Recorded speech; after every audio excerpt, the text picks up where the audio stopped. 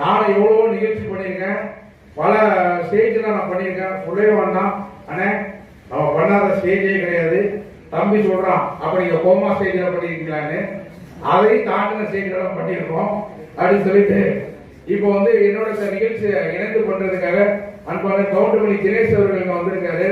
So அவரை வந்து நம்ம வெல்கம் பண்ணிடலாமா?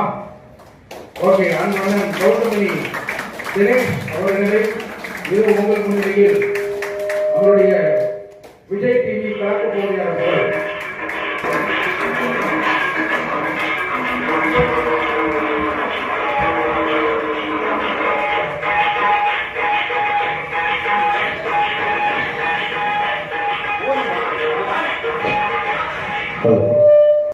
சார் நல்லா கேட்கலாம் சார்.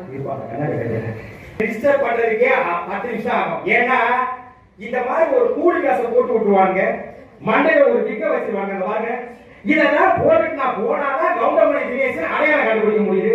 நார்மலா வந்தா யாரோ மாதிரி இருக்கும். அதுக்காக கையோட கொண்டு வர்றது. தம்பி